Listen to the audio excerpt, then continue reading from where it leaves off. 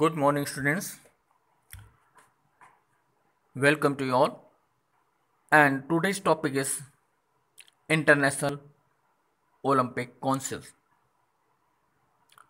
So, primarily on June 25, 1894, the International Olympic Council or Committee was organized in Paris. The first Olympic chairman was the Greek poet Daitius, and Coubertin was appointed as the first chief secretary. And the International Olympic Committee has been assigned the following functions: to organize the games uninterruptedly after every 4 years, to give the message of world peace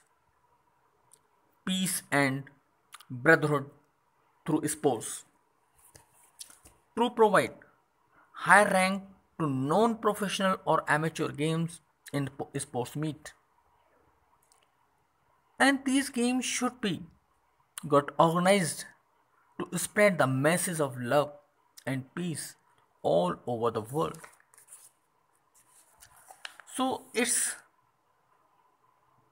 headquarters in the Switzerland, and the IOC emerged as itself independent committee in the 1894.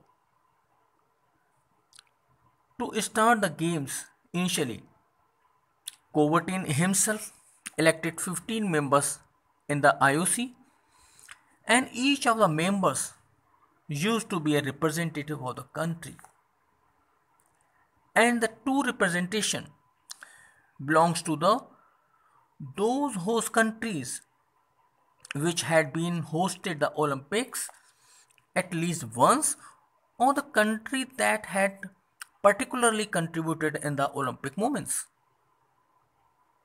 So there is certain uh, members of the committees like chairman or president, who is elected by the members of the IOC. Second is vice chairman or vice president. And next is secretary general, who is the whole soul in charge to do all kind of work regarding the organization of sports. Next is five executive members who have been elected by the members from different countries, and the IOC committee decide the place and date of hosting Olympics. So this job is done after moving of the proposal by the host countries and after having confirmed to satisfaction the available facilities, abilities, and the economic positions of the nations.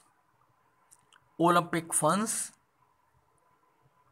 on properly in those very countries, and then the committee determine the venue and date of these sports.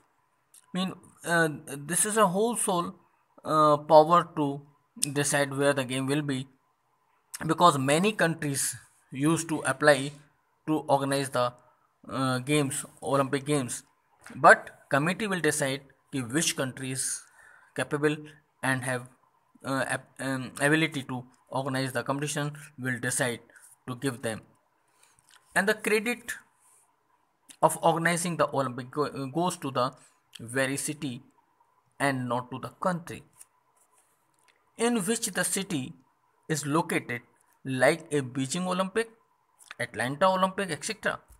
So after the announcement of these games, the entire liability of organizing the Olympic goes to the Olympic Committee of the host nation, which gets the accomplished these games as per the rules and regulation introduced by the Olympic Committee. So students, I hope this topic will be clear. International Olympic Committee. Okay, have a nice day.